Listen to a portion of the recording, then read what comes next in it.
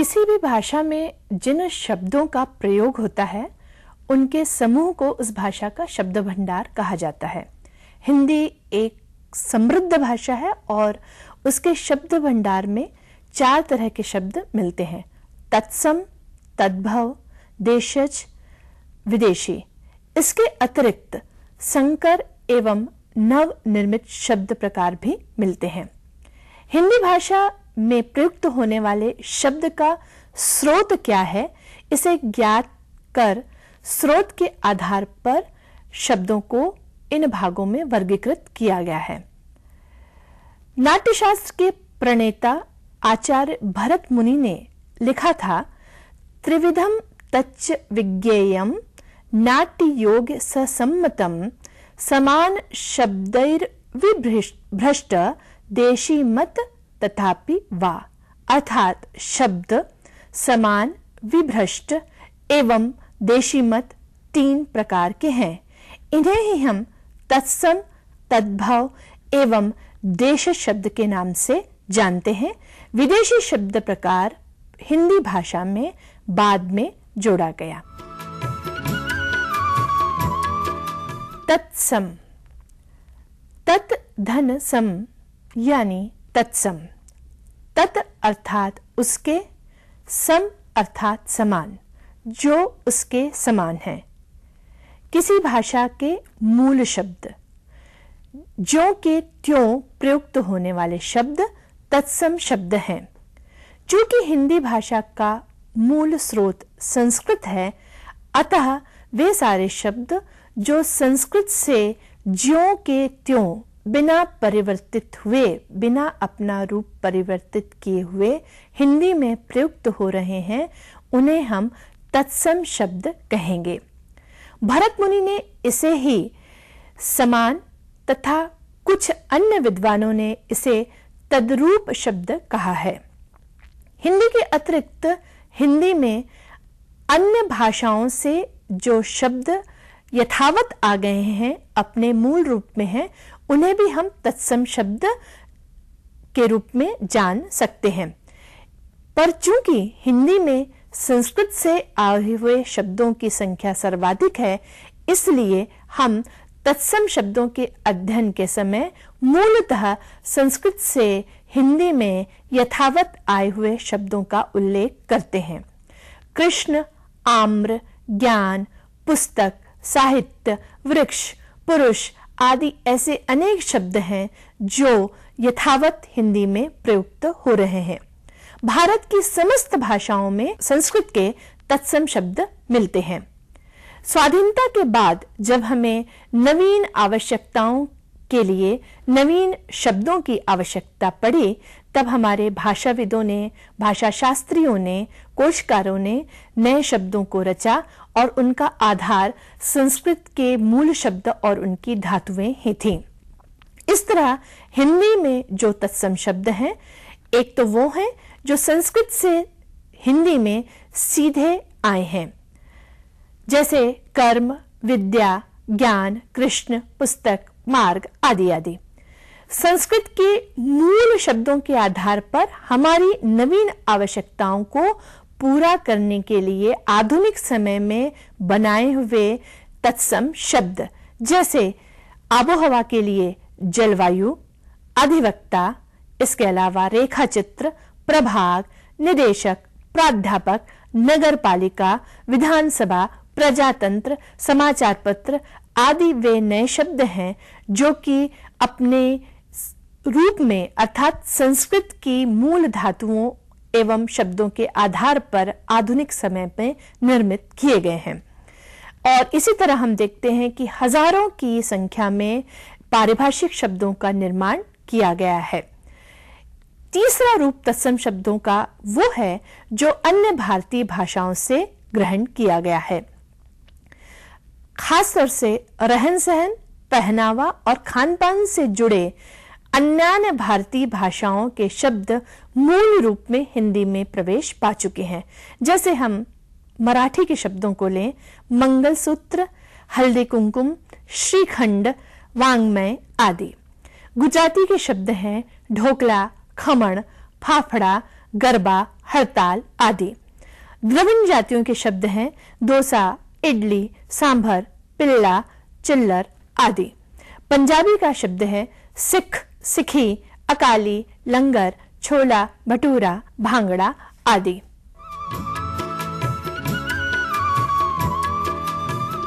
ऐसे शब्द जो संस्कृत से हिंदी की भाषाई विकास यात्रा में पाली, प्राकृत एवं अपभ्रंश से परिवर्तित होते हुए नहीं आए, बल्कि आधुनिक काल में आकर ये विकृत हुए हैं, उन्हें हम अर्ध तत्सम शब्द कहेंगे।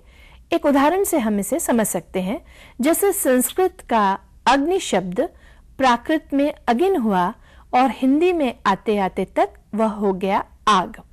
इसी तरह चतुर्थ शब्द प्राकृत में हुआ चौठ और हिंदी में आते आते हो गया चौथा।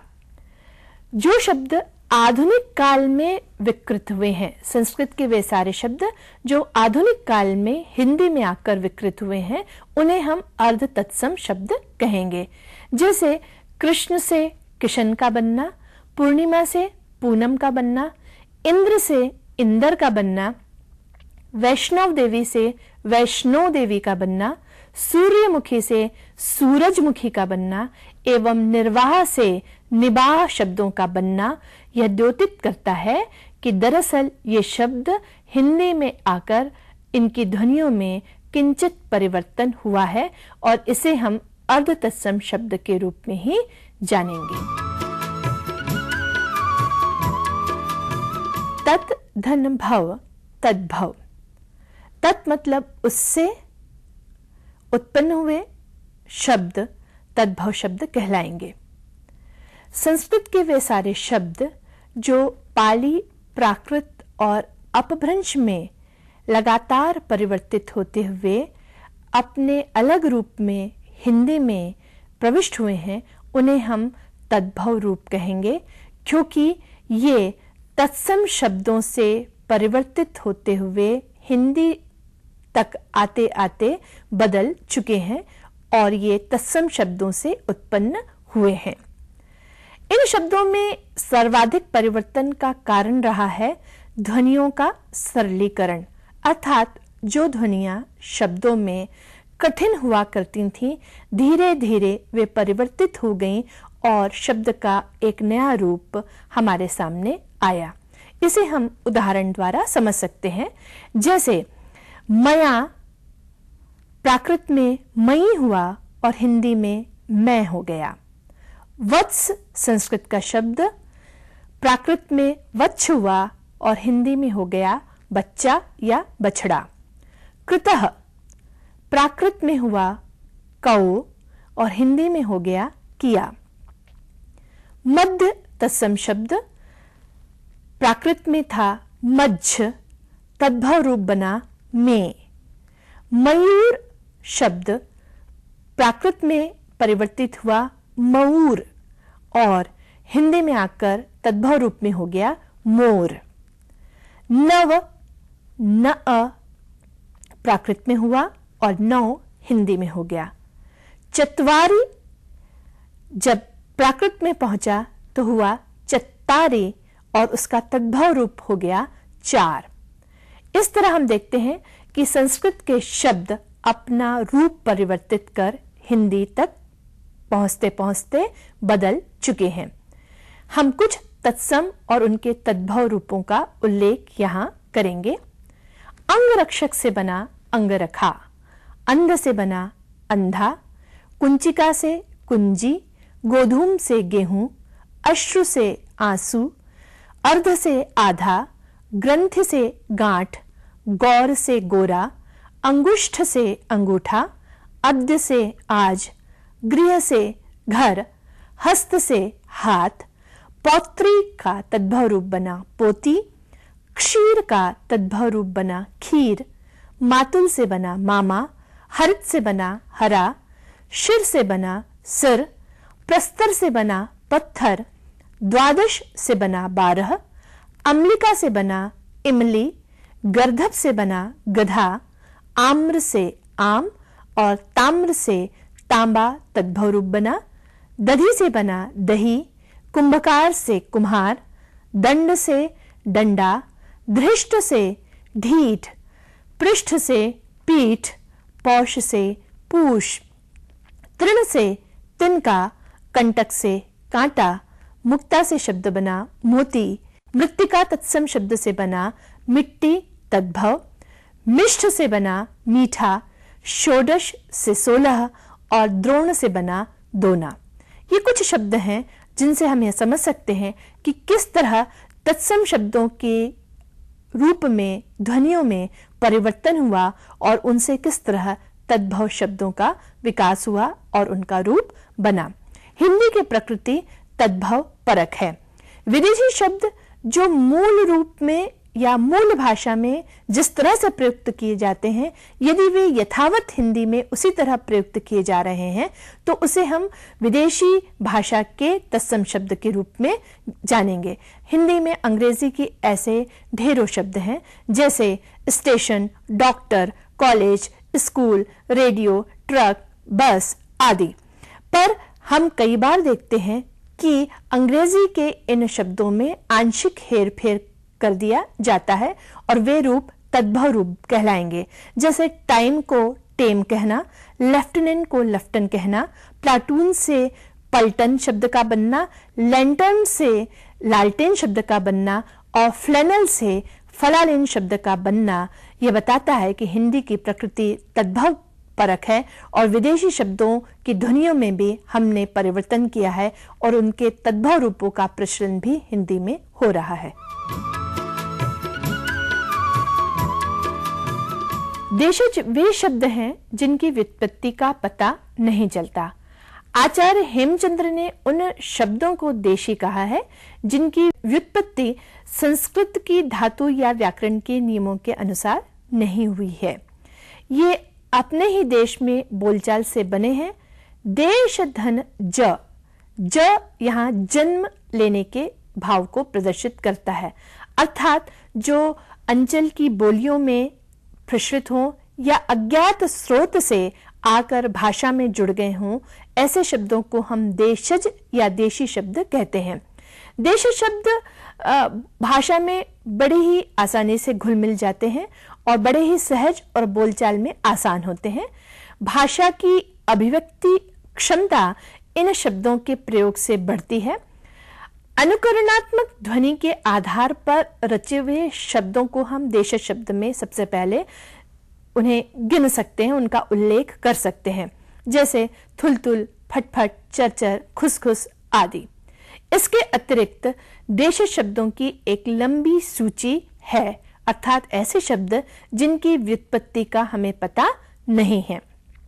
तेंदुआ, चिड़िया, कटरा, अंटा, खिड़की, ठुमरी, चसक, जूता, खिचड़ी, पगड़ी, चौका, बौड़म, झुमका, ढिबरी, ढोर, मितली, चारा, चिड़िया, लाड़ी, लुगाई, मोड़ा, भुरता आदि ऐसे ही देशज शब्द हैं।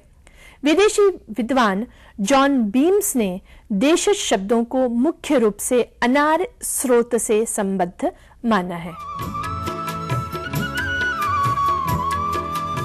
विदेशी भाषाओं से हिंदी में आने वाले शब्दों को हम विदेशी शब्द कहेंगे। इन भाषाओं में हम मुख्यतः अरबी, फारसी, पुर्तगाली, डच, फ्रेंच और अंग्रेजी के शब्दों की गणना कर सकते हैं। व्यापार, प्रशासन आदि के द्वारा ज्ञान विज्ञान के प्रचार और प्रसार के कारण एक भाषा के शब्द दूसरी भाषा में प्रयुक्त होने लगते हैं और उसमें घुल मिल जाते हैं। भारत में तुर्की, मुगलों, पठानों, अफगानों, पुर्तगालियों, फ्रांसीसियों, डचों एवं अंग्रेजों का आगमन होता रहा और उसी का परिणाम था कि उक्त भाषाओं के शब्द हिंदी में शामिल हो गए।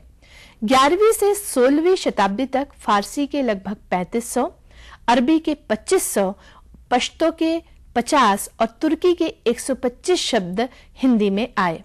16वीं शताब्दी के बाद यूरोपीय भाषाओं के शब्दों का आगमन हिंदी में हुआ। इसका कारण इतिहास है।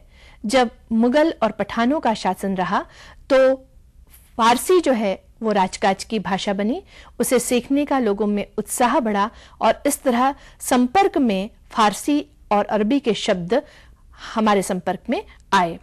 इसके बाद अंग्रेजों के शासनकाल में अंग्रेजी राजकाज की भाषा बनी और हम ये देखते हैं कि स्वाधीनता प्राप्ति तक लगभग 4 से 5 हजार अंग्रेजी के शब्द हिंदी में शामिल हो चुके थे। अरबी, फारसी और तुर्की के शब्दों को हिंदी ने अपने उच्चारण के अनुकूल बदल लिया है। कुछ उदाहरण हम देख सकते हैं। क, ख, ग, ज, फ जैसे नुक्तेदार उच्चारण को हमने अपने उच्चारण के अनुरूप बेनुक्तेदार बनाया और इसी की वजह है कि खूब खूब के रूप में और कीमत कीमत के रूप में बोली जाने लगी। शब्दों के अंतिम हकार को हिंदी में आकार कर दिया गया, जैसे अल्लाह को हिंदी में अल्लाह भी कहा जाने लगा। शब्दों के अंतिम आकार को हकार कर दिया गया, जैसे परवाह को हमने हिंदी में कर दिया परवाह। अंतिम अनुनासिक आकार को आन कर दिया गया, जैसे इमा ईमान हो गया और दुकान दुकान हो गई। बीच के अक्षर को पूरा कर दिया गया। अफसोस अफसोस हो गया, गर्म गरम हो गया और किशमिश किशमिश हो गया। बीच में कोई ह्रस्व मात्रा, खासतौर से ई का प्रयोग भी हमने किया, जैसे आतिशबाजी हो गई आतिशबाजी। ये प्रयोग हमने हिंदी के उच्चारण के अनुरूप किए और विदेशी शब्दों में ये हमने तब्दीलियां पैदा की। जो प्रचलित शब्द हैं अरबी के, कुछ का उल्लेख हम करेंगे। अदा, अदब, अजीब, अमीर, असर, इलाज, ईमान, उम्र, औरत, औलाद, कसूर, कसर, कुर्सी, किताब, खबर, खराब, गरीब, जलसा, जनाब, तमाम, तकदीर, तकिया आदि। अनेक अरबी शब्द फारसी के माध्यम से होते हुए आए हैं। अगर हम कुछ शब्दों को वर्गीकृत कर उनके बारे में जानकारी लें तो हमें एक बहुत लंबी सूची प्राप्त होगी। जैसे धर्म संबंधी शब्द हैं रोजा, मजहब, कुरान, खुदा, हज, फरिश्ता।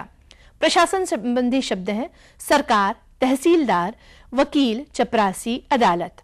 सेना संबंधी शब्द हैं फौज, तीर, हमला। पोशाक संबंधी शब्द हैं पजामा, कमीज, जुराब, दस्ताना, शलवार। शलवार शब्द है अरबी का और कुर्ता शब्द है तुर्की का। स्थान संबंधी शब्द है मोहल्ला, परगना, कूचा, देहात, शहर। मेवा, बादाम, सेब, अनार, अंगूर, नाशपाती, मिठाई, बर्फी, हलवा, कुल्फी, बालूशाही, जलेबी, समोसा। श्रृंगार संबंधी हैं इत्र, सुरमा, साबुन, हजामत, आईना। व्यवसायियों के कुछ नाम जैसे कि बजाज, सर्राफ, बेलदार, बावर्ची, हलवाई और जुलाहा। कुछ सर्वनाम जैसे खुद, फलां और कुछ विशेषण जैसे आसान, बेईमान, बदनाम, परेशान, ज्यादा, कम आदि का भी प्रयोग हम बहुत ज्यादा करते हैं। इसी तरह तुर्की के शब्द हैं आगा, उज्बक, उर्दू, चेचक, कैंची, तोप, तमगा, दरोगा, सराय। पुर्तगाली शब्द है अनन्नास, आलपिन, अलमारी, कमरा, काजू, चाय, संतरा, पीपा आदि। ये अरबी, फारसी, तुर्की और पुर्तगाली के कुछ शब्द थे। हम देखते हैं कि अंग्रेजी के शब्द बहुतायत में हिंदी में प्रयुक्त हो रहे हैं विदेशी शब्दों की तरह। इन्हें भी हम अगर वर्गीकृत करें तो आपको एक लंबी सूची प्राप्त होगी। इसके अलावा आप ये भी देखेंगे कि कुछ अंग्रेजी शब्दों के हमने हिंदीकरण कर दिया है या हिंदी की ध्वनियों के नजदीक उन्हें पहुंचा दिया है। जो जैसे ऑफिसर से अफसर, टेक्निक से तकनीक, इंजन से इंजन, हॉस्पिटल से अस्पताल या हस्पताल, टर्पेंटाइन से तारपीन, माइल से मील शब्दों की रचना इसी आधार पर हुई है। हम इसे यह भी कह सकते हैं कि अंग्रेजी तत्सम शब्दों के ये हिंदी तद्भव रूप हैं। इसके अलावा विविध क्षेत्रों में हजारों की संख्या में अंग्रेजी शब्दों का प्रयोग हम कर रहे हैं, जैसे टिन, निकल, प्लेटिनम, यूरेनियम, जर्मन सिल्वर धातुओं के नाम हैं। यंत्र हैं engine, pump, motor, camera, gramophone, stethoscope, typewriter, television, fax आदि। सवारियों के नाम motor, car, bus, lorry, scooter, train, truck. चिकित्सा संबंधी शब्द हैं doctor, injection, compounder, stretcher, tumour, surgeon, ECG, operation आदि आदि। शिक्षा संबंधी शब्द हैं nursery, school, college, master, professor, tuition, dean, grant, degree आदि। पोशाक संबंधी शब्द हैं pant, coat, suit, tie, georgette, chiffon, pullover, pocket. प्रशासन संबंधी शब्द हैं collector, commissioner, minister, director, steno आदि। खेल संबंधी शब्द हैं hockey, cricket, football, tennis, billiard, umpire, wicket keeper. सेना संबंधी शब्द हैं general, colonel, major, soldier, tank, bomb, gun, rifle. खान पान संबंधी शब्द हैं cake, pastry, toast, ice cream, lemon, soda. कला संबंधी शब्द हैं art, brush, canvas, photo, film, shooting आदि। श्रृंगार संबंधी शब्द हैं powder, puff, perfume, cream, ribbon. भवन संबंधी शब्द हैं hall, garage, flat, engineer, architect, cement, concrete, tiles आदि। इसी तरह से हम देखते हैं पश्तो, फ्रांसीसी, डच, रूसी, चीनी और जापानी भाषाओं के शब्द भी हिंदी में बहुतायत में प्रयुक्त हो रहे हैं और ये हिंदी में इस कदर घुल मिल गए हैं कि हम इनको हिंदी से अलग मानते ही नहीं हैं। जैसे रिक्शा शब्द जापानी का है, चाय और लीची चीनी शब्द हैं, वोदका और स्पुतनिक रूसी शब्द हैं, तुरुप और बम डच के शब्द हैं, अंग्रेज और कूपन फ्रांसीसी शब्द हैं, अखरोट, गड़बड़, गुंडा और पटाखा शब्द पश्तो के हैं। संकर शब्द का अर्थ होता है मिश्र, अर्थात वे शब्द जो मिश्र जाति के हैं। दो अलग अलग भाषाओं के शब्दों से यदि एक शब्द निर्मित होता है तो उसे हम संकर शब्द कहते हैं।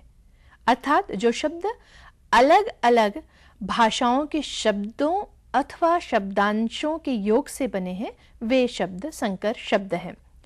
अरबी, फारसी, अंग्रेजी, संस्कृत और हिंदी के शब्द प्रचलन में इतने करीब आ गए हैं कि कभी कभी एक शब्द इन दो भाषाई स्रोत से मिलकर बना हमें दिखता है।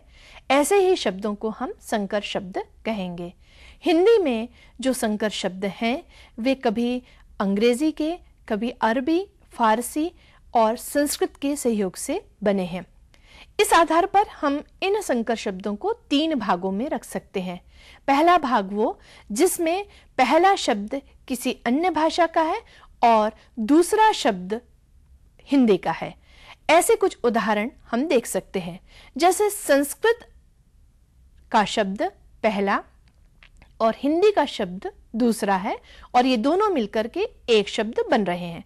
जैसे भोजन संस्कृत का है, गाड़ी हिंदी का है, शब्द संस्कृत का है, पहेली हिंदी का है, रात्रि संस्कृत का है, उड़ान हिंदी का है।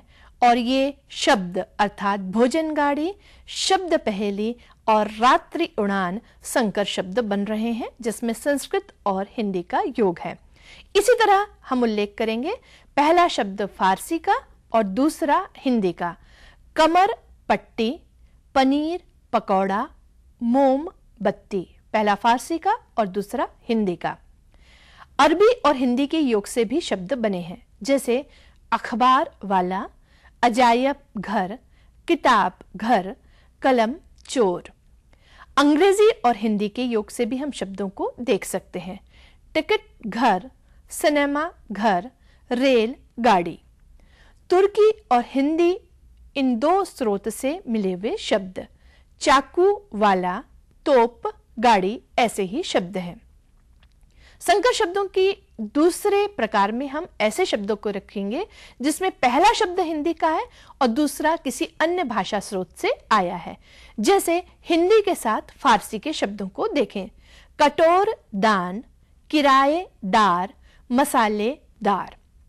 हिंदी के साथ अंग्रेजी का जो योग हुआ है वो है कपड़ा मिल, जांच कमीशन, लाठी चार्ज। हिंदी और संस्कृत के योग से बने हुए शब्द हैं छोटी रेखा, ऊंचा स्वर। अब तीसरा प्रकार उन संकर शब्दों का है जो हिंदी में प्रयुक्त हो रहे हैं, पर दोनों ही शब्द या शब्दांश हिंदी को छोड़ किसी अन्य भाषा से लिए गए हैं, जैसे संस्कृत और फारसी के मेल से बने हुए शब्द विज्ञापन बाजी, छायादार, अग्नि बीमा। इसी तरह से अरबी और फारसी के मेल से बने हुए शब्द जो कि हिंदी में प्रयुक्त हो रहे हैं अखबार नवीस, कलम बंद, गोताखोर। अंग्रेजी और संस्कृत के योग से बने शब्द रेल विभाग, फिल्म उत्सव, प्रेस सम्मेलन। अंग्रेजी और फारसी के योग से बने हुए शब्द जेल खाना, सील बंद। अंग्रेजी और अरबी के योग से बने हुए शब्द भी प्रचलित हैं, जैसे पॉकेट और खर्च मिलाकर बना पॉकेट खर्च। इस तरह हम संकर शब्दों का प्रचलन हिंदी में देखते हैं। नवनिर्मित शब्द सामाजिक, सांस्कृतिक, वैज्ञानिक तथा अन्य क्षेत्रों में प्रगति होने के कारण तथा हिंदी के राजभाषा पद पर प्रतिष्ठित होने के कारण हमें नवीन शब्दों की आवश्यकता पड़ी और इस आवश्यकता को ध्यान में रखकर संस्कृत की मूल धातुओं एवं शब्दों के आधार पर नवीन शब्दों का सृजन किया गया। लोकतंत्र, संविधान, विधानसभा, लोकसभा, राज्यसभा, प्रजातंत्र, राज्यपाल, मुख्यमंत्री, मतदान, मतदाता जैसे शब्द नवीन आवश्यकता के आधार पर ही सृजित किए गए हैं। प्रचलित अंग्रेजी शब्दों को हमने अपने उच्चारण के अनुसार किंचित परिवर्तित कर प्रयुक्त भी किया है, जैसे कॉमेडी से कामदी, ट्रेजेडी से त्रासदी, एकेडमी से अकादमी और टेक्निक से तकनीक आदि। अनेक शब्द नवनिर्मित हैं, व्यवहार में प्रयुक्त हो रहे हैं। जिलाधीश, उपजिलाधीश, अभिग्रहण, गति अवरोधक, कुल सचिव, कुलपति, कुलाधिपति, प्रतिलिपि, प्रतिनिधि, प्रतिवेदन, आयुक्त, दूरभाष, दूरदर्शन और आकाशवाणी शब्द नवीन आवश्यकताओं के आधार पर जिनकी रचना की गई है, ऐसे नवनिर्मित शब्द हैं। और ऐसे नवनिर्मित शब्दों की एक बहुत लंबी सूची हम तैयार कर सकते हैं, जो कि हमारे कोशकारों ने, हमारे भाषाविदों ने, हमारे भाषा शास्त्रियों ने हमारी आवश्यकता को ध्यान में रखकर तैयार किया है। भारत के संविधान के अनुच्छेद 343 में कहा गया है कि संघ की राजभाषा हिंदी होगी और उसकी लिपि देवनागरी। इसके साथ ही साथ अनुच्छेद 351 में इस बात का उल्लेख किया गया है कि हिंदी के विकास के लिए हमारे कर्तव्य क्या हों, जिसके अनुसार हिंदी का ऐसा विकास हम करें, संघ ऐसा विकास करे कि भारत की सामाजिक संस्कृति के तत्व उसमें समाहित हो सकें। 8वीं अनुसूची में शामिल भारत की अन्य 18 भाषाओं जैसे कि असमिया, बांग्ला, कन्नड़, तमिल, बंगला आदि के रूप, शैली, पदों को हम आत्मसात करें। संस्कृत आदि अन्य भाषाओं के शब्द ग्रहण करने एवं शब्द भंडार को समृद्ध करने की बात हमारे संविधान में कही गई है। संविधान की मंशानुसार हिंदी तत्सम, तद्भव, देशज, विदेशी, संकर, नवनिर्मित शब्दों से अपने भंडार को समर्थ कर रही है, समृद्ध कर रही है और अपनी जीवंतता का प्रमाण दे रही है।